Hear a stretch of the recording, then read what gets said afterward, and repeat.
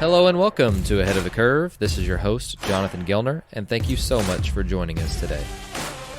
On today's show, we have on Anthony Gilich, head baseball coach at Central Arizona College. Anthony just finished his 10th season as the head coach and 17th overall at Central Arizona College. The Vaqueros finished 2023 as the conference champions for the third consecutive year, and a 47-12 record ranks the fourth best winning percentage all time in the history of the program. Anthony was also voted as the ACCAC Coach of the Year for the fourth time. In 2022, Central won the NJCAA National Championship over Cowley 4-2 in the national title game. The national championship is the fourth in school history and the second under Anthony's leadership. Along the way, he earned the ACCAC Coach of the Year, West District Coach of the Year, the Walter Buss Bergman Coach of the World Series, and the ABCA National Coach of the Year.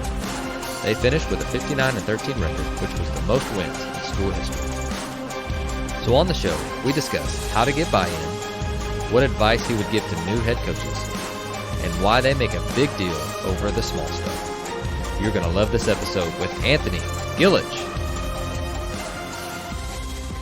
Anthony, welcome to the show. I appreciate you having me on. Thanks for highlighting junior college baseball in our program. Of course. JUCO bandit myself, so I mean I have to, right? This is the pinnacle of college baseball, I think. Yeah, well, it's a different breed of person for sure. So again, I appreciate you having me on. Of course. So getting to know you a little bit better and talking off the mic, I'm really excited to really dig into what Central has done, and you guys have been extremely successful. Since you mentioned you got there in 2008. And so it's going to be really fun to get to see what you guys are doing over there. But this time of year, this is gonna air in a couple of days, and this is, for me, it's a season of reflection of like, okay, what do we do well? What do we want to do different? What do we do better? All of the above, right? And what do we want to start doing, or depending on who we have. So when I'm assuming that you do that, and if you don't, you could give us kind of your system of getting ready for the fall. But what are you doing right now to really prepare yourself for when you get your players in a couple of months? Yeah, I mean, multiple things, right? I mean, as far as the players go, we're working on body and development. For sure. So we kind of put a plan together for our guys as they go into summer baseball or as they're incoming to our program, as far as the body care and strength that we want them to make, and some goals. And then they're part of those conversations too. So, they share some ideas with us and things that they like and things that they don't like or need to get better at. And so we kind of try to build an individual plan for each person going into the summer, whether they're coming back or whether they're just coming in for the first time as incoming freshmen. And then on top of that, a development plan as well. So whether it's, hey, we need some mound time for you. Let's get you on the mound and compete and get a bunch of innings, or hey, let's lay off the innings and let's train and do those kind of things. So we try to, we don't have like a blanket statement for each person. We try to individualize it and make it a little bit more personal. And so myself and the coaching staff will put our heads together and then we'll get together with that player and then we tweak it both ways. We, like I said, they're a big part of their own development. So, we hear, we want to hear from them. And so kind of from a player's perspective, those are some of the things that we're looking at from a program perspective. Obviously recruiting is big right now. And so, at junior college, you're losing at a minimum half your team every year. And potentially more, you might lose some freshmen to the draft or to Division I's or those kind of things. And so you lose a potential or a minimum, of half your team every year. So you got to replace that through, incoming freshmen, but then also guys that are transferring and those kind of things. And so, those are some of the main focuses for our program right now. It's like I said, development, body care for the players, and then it's kind of recruiting for the program. Oh, I love that. And you're really focusing on the weight room, but you also mentioned that you let the players really take the reins on a lot of that stuff. What are some different things that the players have really gravitated towards, and some different things that the players have been like, that may not be my favorite thing. Is there anything that stands out? Yeah, I mean, especially with all the training now. I mean, like, I started at Central in 2008, and the baseball and the way you train is like, I mean, completely different now. Back then it was kind of like, hey, like, let's throw some long toss and stretch, and let's roll. Let's try to beat somebody. And so it's just, there's been so many advancements in training, and so the players are smart now. I mean, they're smart as far as they've been taught their own training through maybe their own personal trainers, or they've been to different PT programs, or athletic training programs, and they're smart, and so that they have a voice, and we want to listen to it. I mean, there's so much information out there with with social media and the internet, and then just smart people that people are surrounded by, and so yeah, so I mean, they have opinions on their own, how they want to grow in certain areas, and things that have helped them, and we're not a big believer, or I'm not a big believer in like trying to steer people only the way I want it to go. Like, I mean, I think that when you get the best out of people in any leadership position, when they have a voice. And now, as a leader, you need to make some decisions, and hey, this is the route we're taking, right? But I think as you give coaching staff a voice, as you give your players a voice, I think the product ends up better on the other side. No doubt. And let's jump right into that. One of the things that Joe mentioned, to your assistant, who, congratulations to him on the new job at Washington State, but he mentioned that you go over a 4 F's of buy-in. I would love to hear more about that, and can you teach us a little bit about it? Yeah, well, I mean, I think, like, culture is such a big buzzword right now, and it's important. Especially, I mean, really in any, I mean, any leadership, any program, business, baseball program, classroom, wherever it is. I mean, to have a good culture is paramount, really. If you don't, then you're relying on luck. Like, you're relying just on talent. Like, hey, we better have more talent in their team because our culture stinks, or whatever. So we better just be flat out better than somebody. But so we talk a little bit about the how do you create culture. What does it actually look like? And so we kind of chiseled it down to, well, really what we want is buy-in, right? We want our players and our coaches and our administrative staff and to believe in the same things that we believe in. So we want some buy-in. And so okay, so how do we get buy-in? And so we came up with the 4 F's of buy-in. Uh, and they're kind of just 4 examples of the way people get buy-in, and all of them are used, and I kind of rank them out on how, from worst to best. And so, the first F of buy-in is fear. And fear is basically, you have a bad culture if your organization and your buy-in and your culture is based on fear.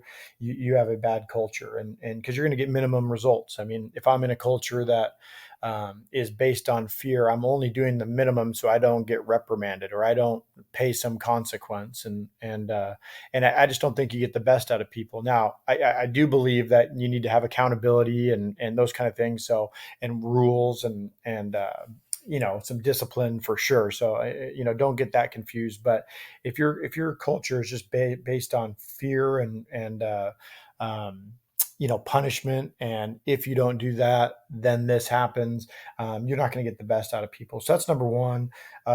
Number two is failure, and failure is kind of a reluctant culture. It's better than the first, but it kind of keeps people at an arm's length.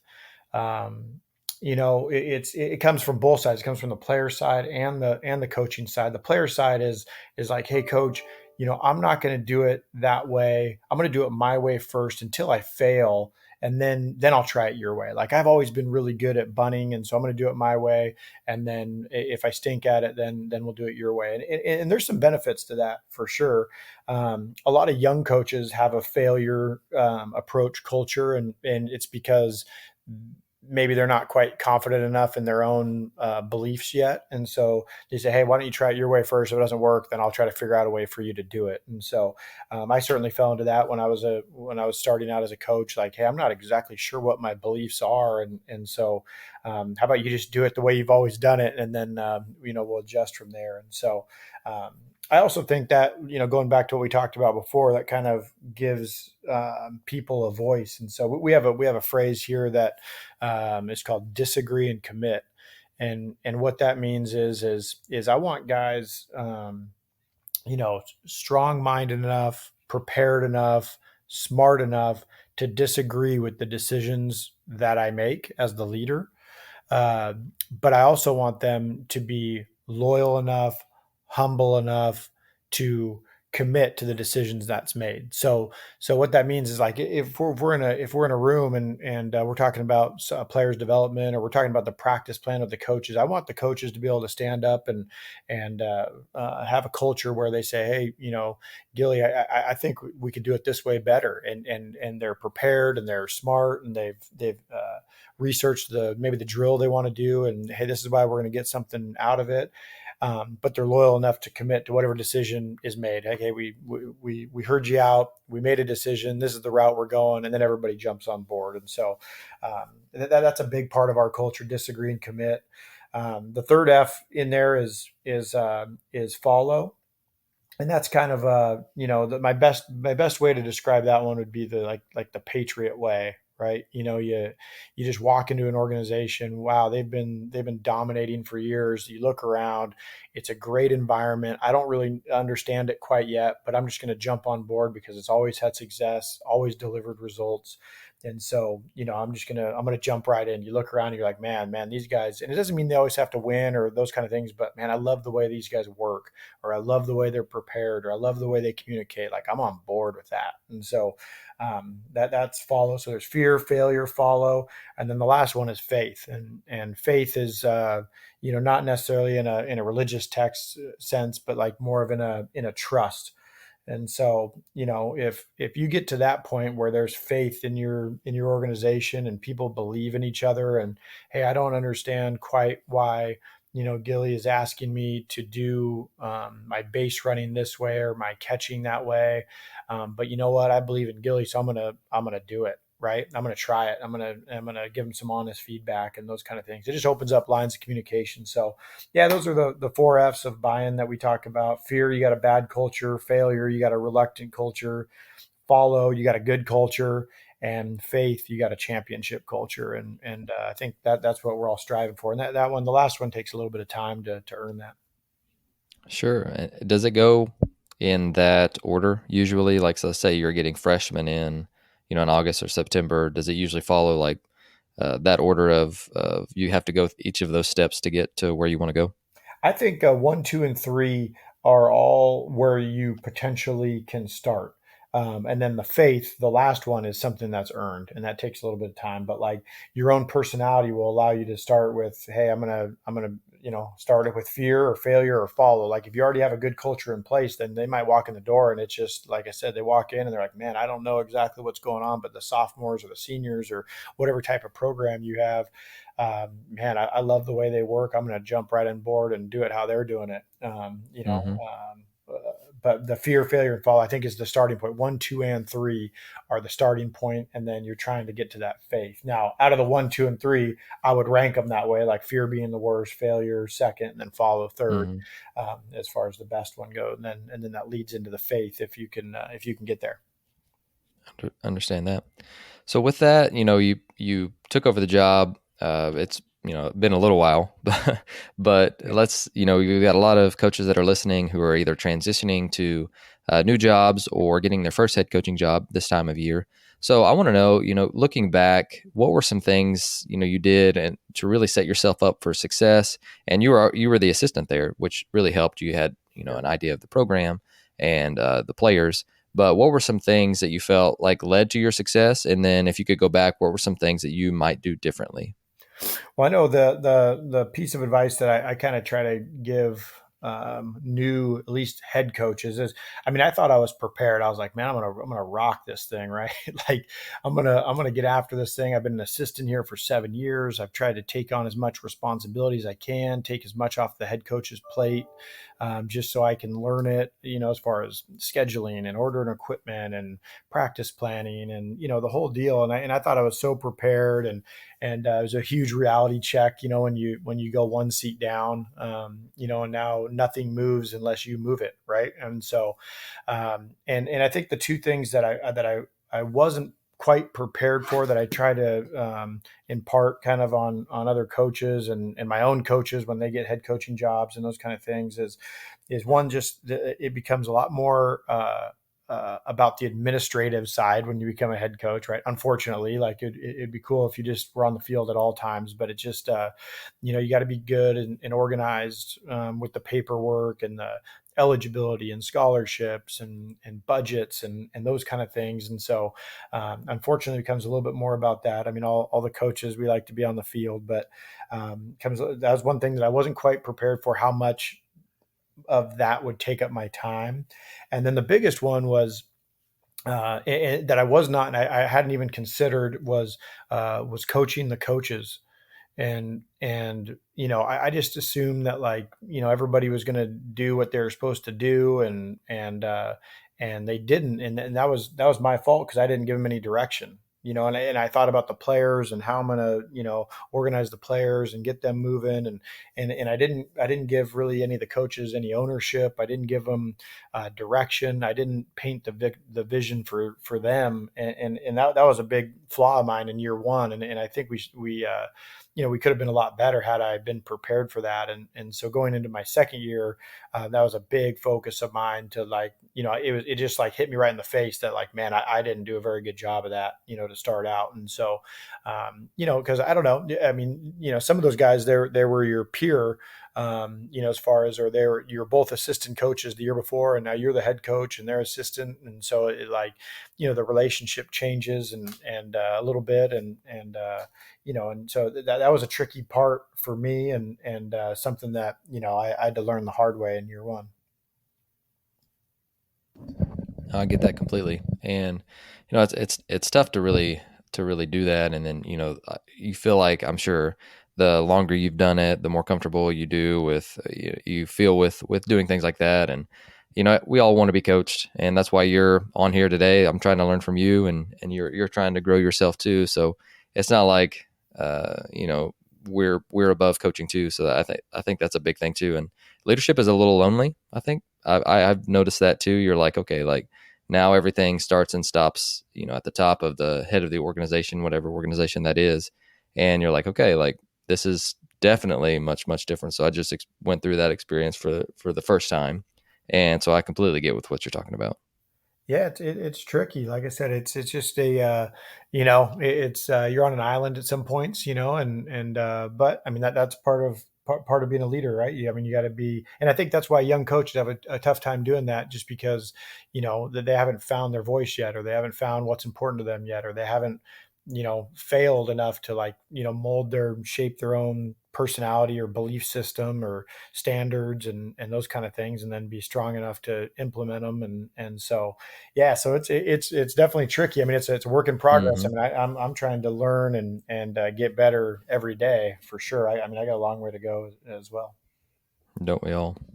So with your fall coming up, and just talk to us a little bit about how you're shaping that. What are you going to do? The first week that you get your players back, and then just kind of work us through the progression that you use and you could be outside really all winter long, because the best weather is probably December, January, February, and just kind of walk us through what your progression is from when you start with those guys. Do you do anything the first week that you feel like sets the tone, or and then we'll just kind of walk through from there. Yeah, I mean, as far as our fall goes, in junior college, it's an interesting blend, right? Because our fall is about three things, right? It's about development, which it trumps everything else in our program. It just does, right? Like, we want to try to get better every day, like everybody else, and if we do that by the end of the year, man, we're going to be rolling pretty good. And so, it's one part development.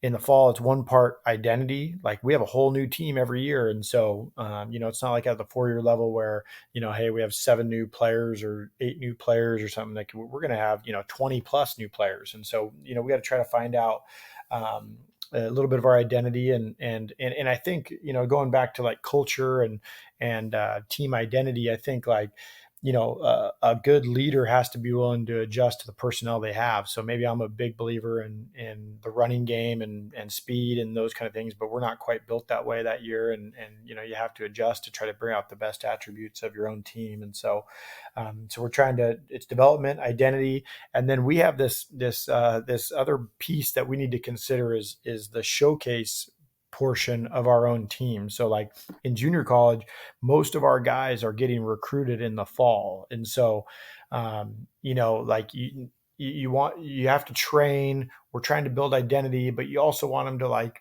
be ready to go for when the 4-year school or the scouts come out and stuff like that. So it's different, at the 4-year level, because it's just development. And ours is development, learning identity as we go. And then, oh yeah, hey, like on Friday, we got this big event they need to be ready for. And so makes it a little bit tricky. So that's kind of how our fall goes. But as far as just our team and things that we work on, we try to highlight the best we can the small stuff, right? And so I guess a better way to put that is like everybody gets jacked to hit BP. Everybody gets jacked to throw their bullpens and take ground balls and those kind of things. So we make a big deal about the other stuff. And so the base running, like the coaches try to get jacked on that. So then the players, it rubs off on the players or the team defense type stuff. And so like we make a big deal about those kind of things because those things win you games. And we talk about winning the tie here. And so what that would mean is when you look at a scoreboard at the end of the game or a stat sheet and, both teams have, 9 hits, both teams made 1 error, both teams walked 2, both teams struck out 7, both teams left 7 on base, but the score is 5-4. Like somebody won that game. Why does that happen? And so, so we talk about that. We want to be that team, and some of those little decisions that we make on where we're throwing to the base, how we back up, how we run the bases, not making unnecessary outs, like those kind of things. Like they add up. Like they're not equal to a run, but like 10 of them might be. And so. So we talk about that, talk about winning the tie. So we put like a high precedent on just the little things, I guess. I mean, which is a little cliche, but I guess we use a different term for it, win the tie.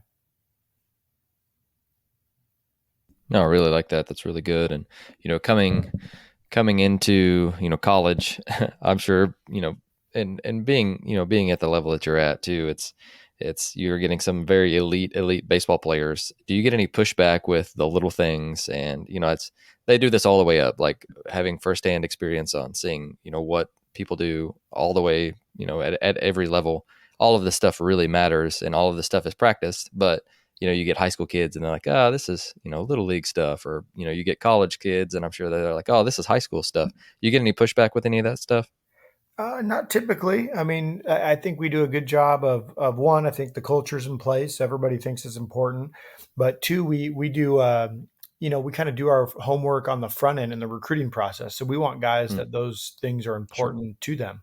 So for us, like, yeah, I mean, we take it a little bit slower on the front end of recruiting to make sure we get it right on the back end. And so, Gotcha. so we try to kind of vet those guys and learn about them and see what they're all about, opposed to just recruiting their talent, which is important Mm-hmm. too, obviously. But so typically not much. But again, like I said before, we want them to have a voice, and if they have a way they like to do it or a way they've been successful doing it, then we want to hear about it because like I said, we're open minded to learning as well. Our egos aren't so big that like, it's our way is the only way to do it. So, Sure. we certainly we listen to our players, and but yeah, as far as like serious pushback, like nah, not too much. Good. So with that, we talk about building culture and, it's easy to, put a quote on a practice plan or, make some really cool posters to put in the locker room, graphics, whatever. But Yep. how do you consistently build like and embed that culture into your, daily habits, into your program to where, they're not just words on a wall, but it's things that they're actually living out? Yeah, well, I think you said it. I think it's consistency. I think it's showing up every day and showing them what you're about, right? I mean, if you're asking them to work and then, you're not working, I mean, it makes it tough to have some buy-in there, right? And um, so for us, I mean, our coaching staff, we try to get out there and work and kind of be in the trenches and be all about the players in the program. That's what I'm so happy about with my coaching staff. Our staff is like, they're all about the players, all about the program. And so that, I mean, the players, it's tough for them not to be about the same things. And so, so for us, I mean, consistency is a huge one, and then communication too. I mean, we want open lines of communication, and I think I've been in programs and I've been in organizations and been to organizations where it's like, you're fearful to talk to the person above you or the boss or your boss's boss or whatever it is, or just admit that like you're struggling at something. And so we try to break down those walls and open up the lines of communication so that like we can just get to the root of problems and fix them and or kind of like water the good stuff, right? Like, hey, let's keep having, you're doing great at this, like let's continue to build that and grow that. And so I love that. And, one of the things that you've mentioned, quite a few times actually is communication and your communication with your players. I want to do a much better job of communicating roles and, different ways that, players can get better. Maybe not necessarily like sit down, let's talk about for 30 minutes in a formal setting, more than a couple times a year, but just making sure that, it's crystal clear what the player needs to work on, how they can get better, and their role. And what are some different ways that you found to really communicate those type of things? Because the last thing I want is for our players to see the lineup posted on day one and them just be completely shocked, and that's never fun.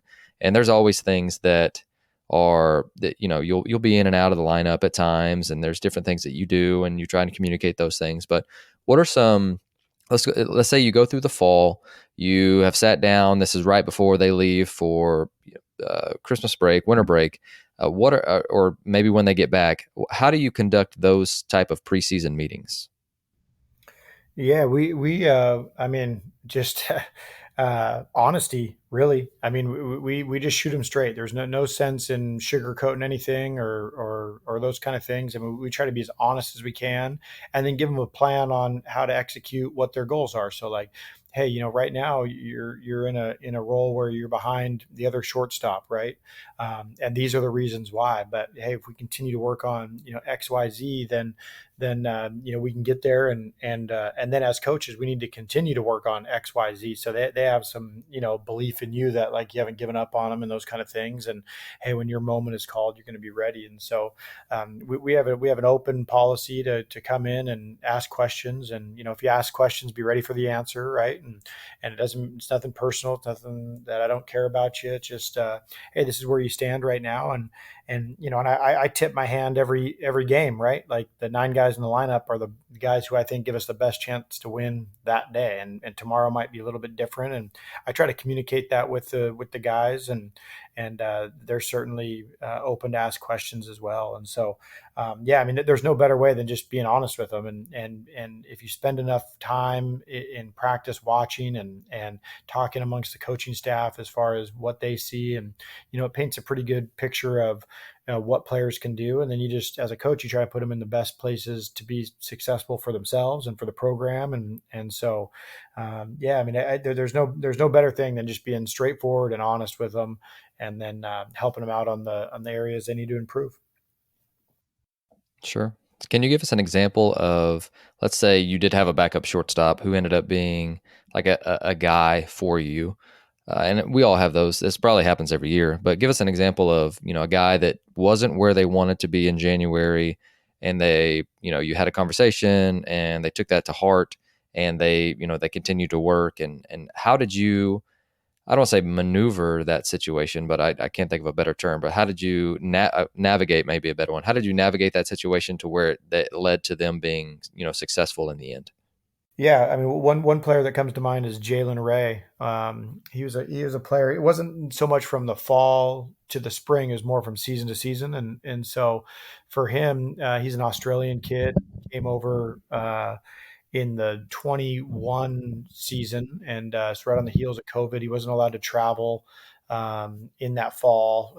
He's on the Australian national team. He's a big star. He led their team in hitting. He's had a lot of success, and he came over in our spring, and he really struggled. And it was hard on him because it was the first time in his life he had struggled and whatnot. And so for us, like we just thought so much of him. We liked the way he worked. We loved his personality. We loved just the way he was prepared. And so the way we tried to counteract that and try to squash his own disappointment in himself was try to put him in positions to be successful and then make a big deal about those successes. So whether it was pinch running and he scored a run, or defensive replacement and in spots, and make a big deal about those, so he felt some level of success and importance and those things, and it really helped him. And I mean, I think he was on a tipping point of man, like am I good enough? And there's some doubt there, and those kind of things. And for him, it really helped him, and he went off and did great. And I think he led the West Coast League in hitting. He went off to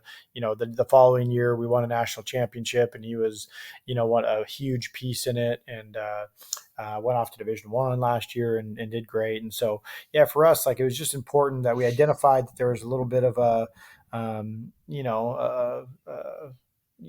little worrisome for him. And so we tried to just celebrate those successes, and it certainly didn't start out how he wanted it. So we tried to, we didn't want to give up on him, and didn't want him to give up on himself, probably more importantly. And so, Sure. yeah, tried to celebrate those small victories that he was having, that small victory in the preparation he was having, and then on the small on the field success, make them into big deals, because I mean, they really were. And then they helped guide him For sure. to the next year where he was a star. Right. And he, he went through that, but much better because of it. I think so. I don't know if he would tell you that. Like, I mean, I'm sure he didn't want to go through that. Sure. But yeah, I mean, he. I think, yeah. I mean, I think big picture, yeah, he probably looks back, and that probably made him a little bit stronger and better player, Mm-hmm. probably. I really like that. So with the, we're getting into, preseason. How do you feel like you get your team ready? So let's say, once you get back from break, it's just a short couple of weeks, and then you're on, you're on the road traveling. You guys are you playing games most days. So how do you feel? Like, what do you do in that sprint between you get back from break and then your first game? What do you do to really get your team prepared and feel like you're ready to go? Yeah, well, you need to be. It's a scary part over the break, because like you work so hard in the fall, and then you go into the spring, and you have this like month break off. That like you give your guys the workout plan and the throwing plan, and but they got to have some ownership on their part to make sure that's getting done. And we check in with our guys and make sure that they're getting it done and have some accountability. But as far as the practices, I'm a big believer in being really organized, really efficient, and doing some things with energy. And so I just think you can get a lot of things done when you work that way. And so, so I try to have the practice plan as detailed as possible. I try to be as efficient as possible. We don't do a lot of things longer than like 15 minutes in our program, and that's by design too. So, we'll do a drill set for 15 minutes or so and move on to the next thing. And if we screwed it up, then we may come back to it at the end of practice. But like, it's just like in a game. I mean, you're not gonna. I just don't see the value in like running a bunt defense 1,000 times until you get it right. Like we're gonna do it for the 15 minutes we have designed. It was pretty apparent we weren't very good at it, or that wasn't up to our standards. We're going to move on. We're going to hit a natural reset, just like we would in baseball with an end of an inning or end of a play. And then, hey, that was terrible. So we're going to come back at the end of practice and do it again. And so those are some of the ways that we design our practice to try to be as efficient, as organized, and then keep the energy up too. All of us have been in practice where one guy's hitting and 30 guys are shagging, and the Mm-hmm. left fielder's throwing rocks at the right fielder, and everybody's bored, right? And so we try to keep things moving and as many things going on, but not for just eye wash, for just to prepare. And so we spend a lot of time as a coaching staff talking about um, the things that are important to us and how can we get the best out of our players, and part of it is being organized in our practice plan. Sure. Well, and what changes once you get into the season? Like I said, you guys are going full bore, and you can practice every day of the week until you get to the season, and then you're playing games most days. So what changes whenever you do get to the season? Yeah, a couple things. We try to do a little bit of preparation for the team we are playing. So so our practice plans might be designed around controlling the running game or handling bunts or a certain type of pitcher or those kind of things. So we try to prepare that week for that. And then as the season goes, then part of our practice plan really includes body management. And so, we have a 56 game season plus playoffs here in Arizona. It gets hot as hell, right? And so, Mm-hmm. so our guys, we try to keep them as fresh as we can as we go. So that's a big part of what we're doing, how we're going to do it, how hard we're going to do it. As the season goes, like I said, I think when I first started coaching, I thought, hey, like it was a little bit more barbaric, right? Like, hey, we're just gonna like outwork everybody, and like we're JUCO guys and we're gonna be tough, and Mm-hmm. those kind of things. And the as I learned, like, you got to learn when to lay off some of the guys, and you can get just as much work done, but maybe you're doing it more on the mental side, later in the season, and in review and teaching in these different ways. So it's not so much just wear and tear on their body. And so that's one thing that we kind of flip as the season goes a little bit, kind of right around spring break for us. Like, it goes a little bit less physical, a little bit more mental. And that, like I said, that's a little bit by design, just to help keep our guys fresh. I love that, especially with catchers, because you're a catching guy. And Yeah. so, how do you keep them fresh during the season where they're not catching bullpens, literally like catching and then catching bullpens? And what are some different ways that you've helped them to keep their legs fresh?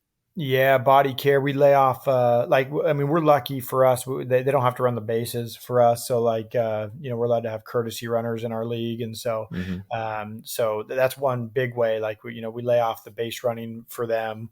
And we do a lot of body care with them. So, like, hip mobility and different kind of stretching and those kind of things, just to help those guys stay fresh.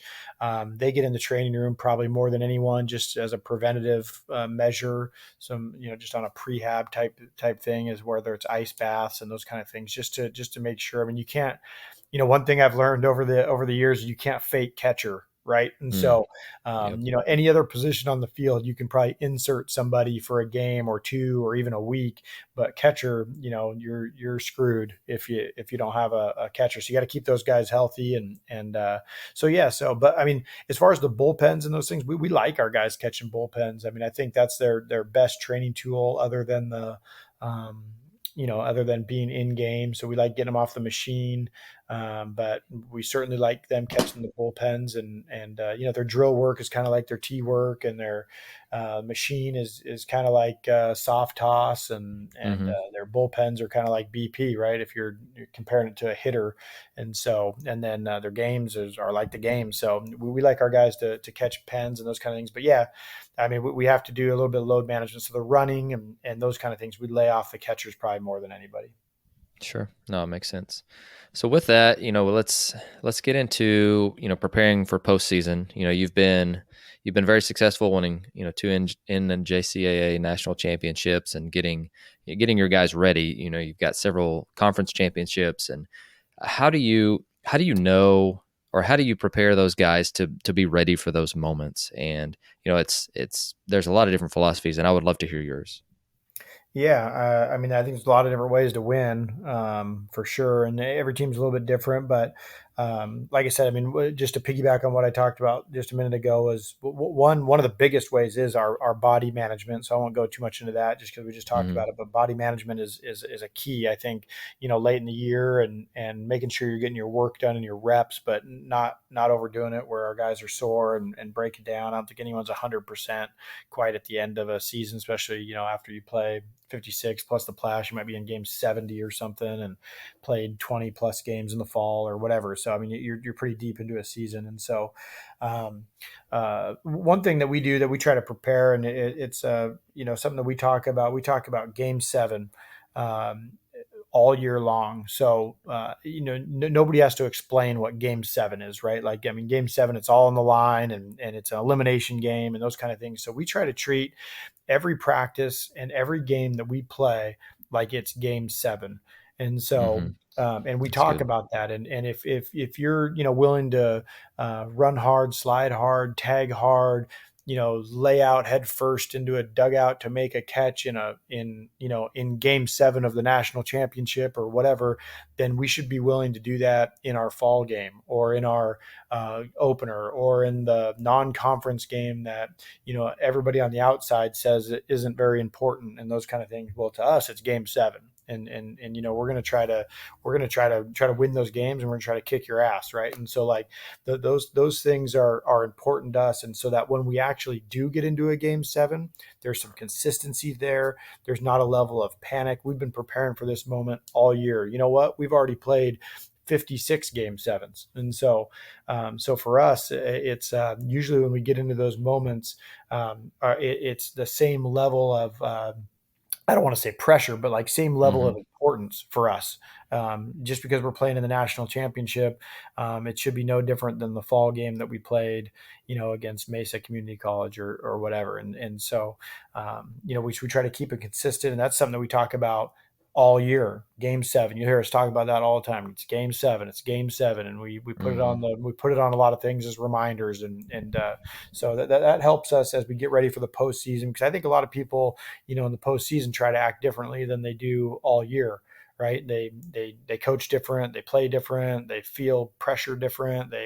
And for us, we try to keep it as consistent as we can, and we talk about winning the week, and that helps us for the postseason too. If in our conference, if we win the week, we have four games a week. If we win the week, even if we went 3-1, we lost a game, but we ended up winning the week. You know what happens in the playoffs? We advance, and so Mm-hmm. that's something that we talk about all year as well. Just winning the week, and if we do that, we're preparing in September, October, January, March, all those different months for May. And when we're Mm-hmm. in our playoffs, or in June when we're in our playoffs. And so, if we, like I said, that's one of our best ways we can do it is just the level of importance and how quick it can go. And so, yeah, we talk about those two things a lot, trying to win the week. And that takes a little pressure off a loss too. Like, hey, if we felt like we lost a game we shouldn't have lost, well, we still have a chance to win the week. And so, it's something that we can go back to, and then Game 7, like I said, it's just I don't know, it's kind of part of our culture, Sure. kind of No, I our like it. yeah, like it's Game 7, let's go. No, that's great. So with that, I would love I actually skipped over a question, but when you get to the season, what are some different ways that you felt like, or any like drill sets, or things that you really feel like you guys do well, or let's say if you were going to give a presentation over practice planning, you got to video something that you guys do that you're like, hey, I think most coaches can take this away and use this tomorrow. What would that be?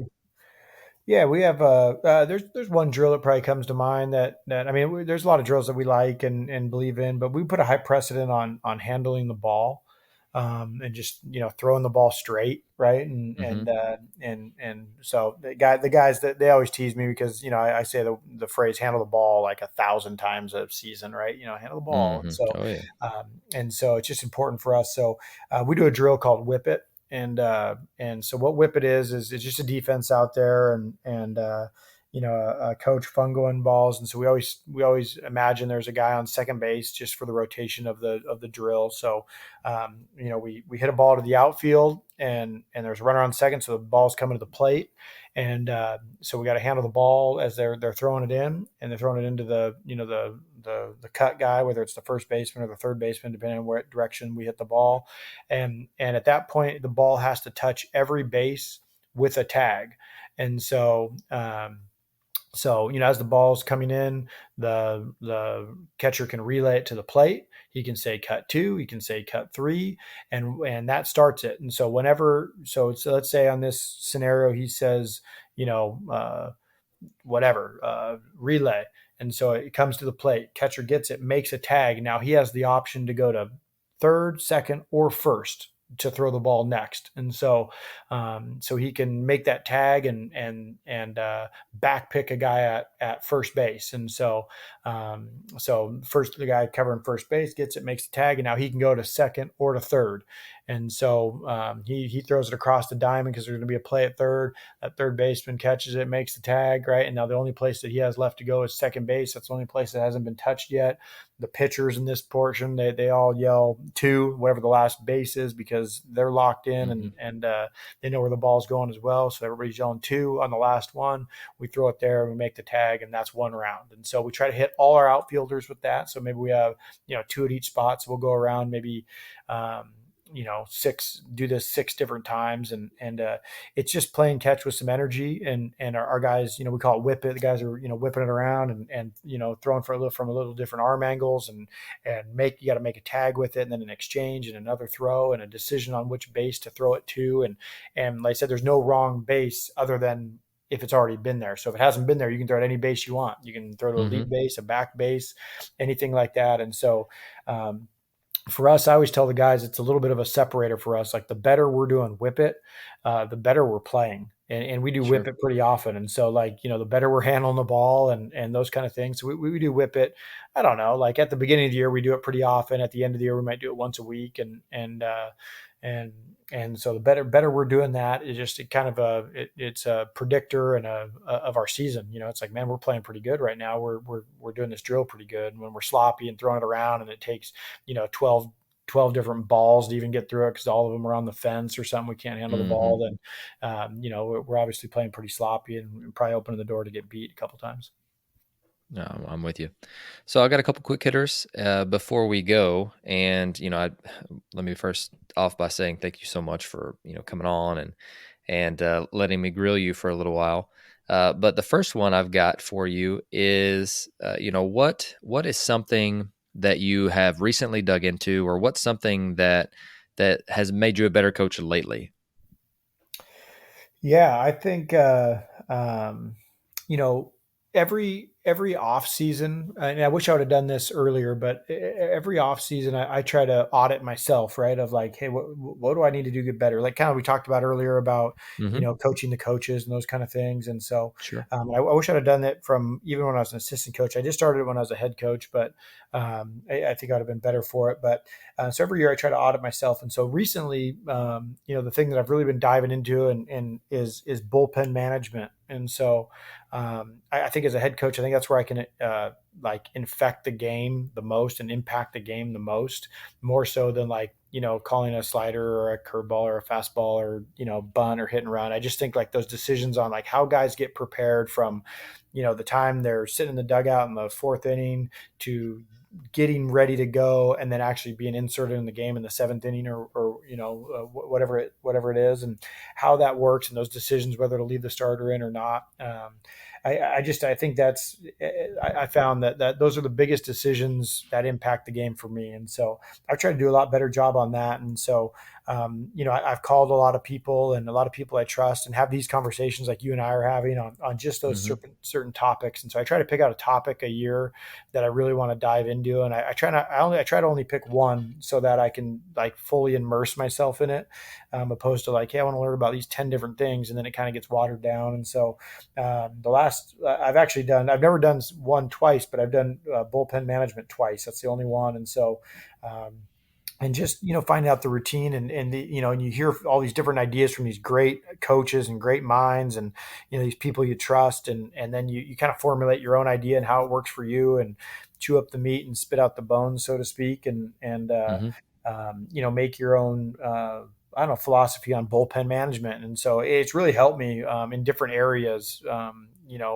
as I go, just to, be a learner, be a lifelong learner, right? And ask different people. And, sometimes it's professional guys. Sometimes it's high school coaches. Sometimes it's, you just watch games and say, man, they do a really good job at X, Y, or whatever it is. And so like, it doesn't matter that, they're a club coach or a professional coach or whatever, they're just good at what they do. And so, there's a lot of smart people out there. So yeah, so I try to reach out to some people that have impressed me along the way. I try to take notes on those people, as I meet them or see them or watch them in their arena or whatever, and in their area. And then, when I kind of dig in, I try to, do what you're doing, and just kind of dig in on some people, and see what comes out.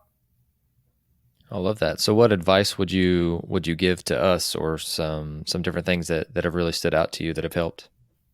As far as bullpen management, or as far as Yeah, oh yeah. what I've learned? Say that again. Yes. Bullpen Yeah. So management. yeah. So for us, like, we have different levels of getting ready, right? And so we have a 1, 2, and a 3, which, a 1 is anything non-throwing. So those guys, some guys, and it can be different for each guy. Some guys like to roll out, some guys like to do their band, some guys like to stretch, some guys like to jog and get loose. So anything that's non-throwing, they're getting their body going, and it's earlier in the game. I'll send them down. I'll say, hey, get to a 1, and that's what it is. And a 1 is different for each guy, and sometimes their 1 changes depending on how their body feels. And those kind of things, and so that's a 1.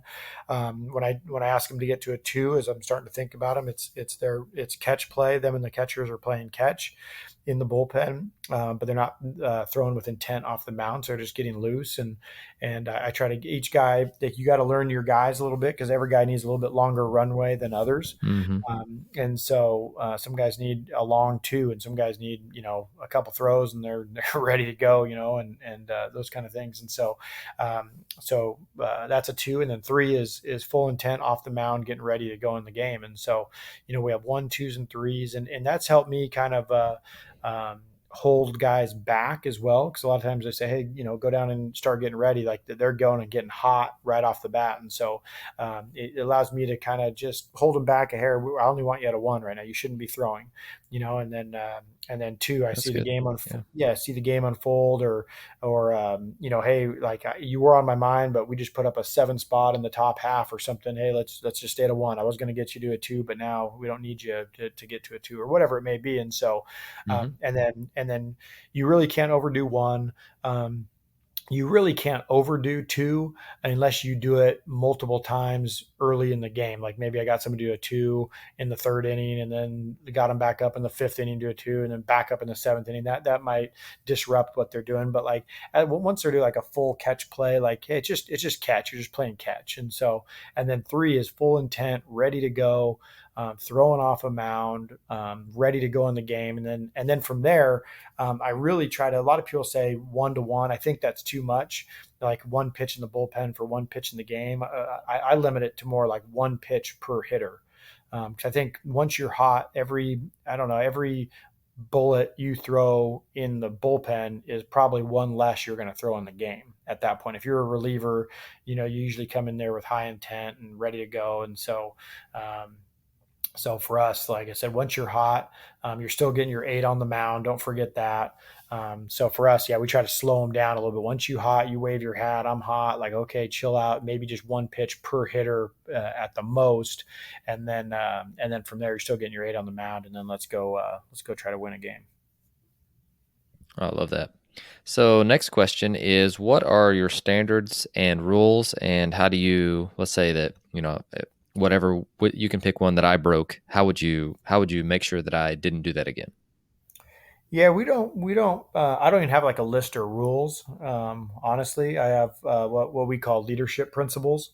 And so it's just basically our belief system, things that we believe in. And so there's not like, now, yeah, is there going to be discipline? For sure. Like, I mean, there's going to be some standards, and the discipline's different Hmm. for everybody. Everybody's got like a length of rope, and, some guys use it up quicker than others. Right. And so, if it's your first offense, so to speak, then the discipline might not be as hard, and I think that's okay, and it's different for every person. But yeah, as far as the rules, I don't have like a list of rules. I never have. We want to live right and do things right, and so we have leadership principles, and our leadership principles, we have 7 of them, and our guys know them and they believe in them, and we actually walk guys through in the recruiting process through our leadership principles, just to find out if they believe in the same stuff that we do, and if they do, then it might be a good fit, and if not, then that's okay. I'd rather have them know that now than like sitting in the dorms going, what the heck am I doing here, in October or something. So our Mm-hmm. 7 leadership principles are be on time, no excuses, protect the team, play hard, get better, put the team first, and control what you can control. And so if we do those 7 things, we're gonna have a great year. We just are. I mean, it's just we're gonna feel good about what we're doing. Um, as far as being on time, we want guys eager to start and accomplish their daily tasks, right? Like, we just want them to be jacked to be there, and be respectful of everybody else's time. As far as no excuses, we want the leaders to kind of be owners, right? We don't want to sacrifice any of our long-term goals for short-term results. So, like, we don't want to cut corners anywhere. Like, hey, if we got beat somewhere, it's just because we got beat. As far as protecting the team, everything that you do, you're representing the rest of the team, no matter where it is, whether it's in the cafeteria or in the classroom or out in the community. You're representing Central Arizona everywhere you go, and so there's a responsibility there. As far as playing hard, that's just a belief, right? Like I said, we want our guys to slide hard, tag hard, run hard. The score doesn't matter. The opponent shouldn't matter, whether we're in the national championship game or the fall game. They're all game 7. As far as get better, we want guys that intentionally put themselves in positions that make them uncomfortable, right? So, like, I stink at my backhand, like, I'm going to work on my backhand. I'm not just going to shade to the forehand side, so I always get or shade to my backhand side, so I always get forehands or something like that. We don't want that. We just want to get better. So, like, don't be afraid to, like, admit that, hey, I'm not good at something. Just get better at it. Get work at it. And so, put the team first. That one's, we want leaders to start with the team and work backwards. I think a big part of being a leader is developing other leaders. And so, putting the team first is important to us. And then the last one is control what you can control, and that one is I think your mind is either your biggest weapon or your biggest weakness, and it usually isn't in the middle. It's one or the two, and so Mm-hmm. all those things that everybody talks about that you can or can't control is true, and so and how we try not to have a reaction to things. We try to have a response to them instead, and so, that usually helps us, those 7 things. So, like I said, No yeah, those, doubt. I those don't love really that. aren't, yeah, we don't really have rules, just more leadership principles. All right. And then the last one I got for you. What's one thing that you've implemented in your program that you feel like has made the biggest impact? Yeah. Ownership. Like I said, I mean, I think as a leader, I think, when you first get put in that role, you want to, be on top of everything, and those kind of things. But I think delegation and ownership, to people that you trust and have trained, is a big thing. So we have something in our program called, I don't mean to give you all these cliches, but they're important to our No, I love it. program. But we have something called 2.85%, and what 2.85% is we have 31 players on our team and 4 coaches, so that's 35 people, and you divide that into 100, you get 2.85%, and so that's your worth to the team, and that's how much, what your value is to the team. And so if everybody just brings their 2.85% every single day, it equals 100. right? And we're going to be operating at a super high level. But the minute somebody only brings, 2.5% and someone else is sick and they can only bring 1% and the other guy doesn't even show up, and you can see how that we're not, as a team, we're not operating at 100% anymore. We're operating at maybe 80%, and we open up the doors to get beat by maybe a team we shouldn't get beat by, or maybe we don't get enough out of practice that day because we're just not bringing it. And so it gives value to everybody, whether you're the head coach or the assistant coach or the star player or the bullpen catcher. We're all worth the same. And so those guys who maybe don't think they're worth 2.85% feel valued. The Jalen Rays of the world who are struggling, right, and we're building up. And then the guys who think they're the stars, they don't have that big weight on their shoulder because, hey, I'm only worth 2.85%. I just got to bring that. And everybody else is bringing theirs, and now we're operating at a high level. So, yeah, I think ownership and delegation, is a big thing that's really helped me as a coach and certainly helped our program. Awesome. Well, Anthony, I appreciate your time. And is there first off, can you give us some contact information for anyone who wants to get in touch with you? Yeah, my Twitter is if you guys follow on Twitter or anything, it's just at Anthony Gilich, just my name, ANTHONYGILICH. My email is just anthony.gilich@centralaz.edu.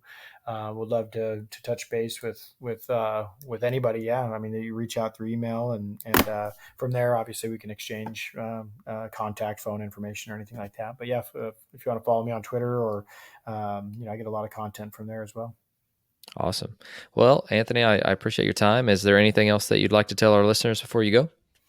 No, I appreciate you having me on. I think it's a cool deal what you do, and so I would encourage people to listen to your podcast. I think it's a cool deal with a variety of people on there, and I certainly listen to it and think it's a cool deal what you do, and highlighting all different levels of baseball and just ability to learn. And so that's what I try to do every day, and it sounds like that's what you try to do every day. And so it's a cool fraternity, the baseball fraternity. So yeah, no, I certainly appreciate you having me on.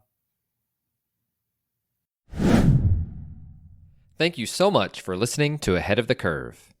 If you would do us a huge favor, leave a rating or review wherever you are listening.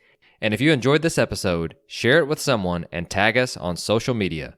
That would help us so much with growing the show and helping others to stay ahead of the curve.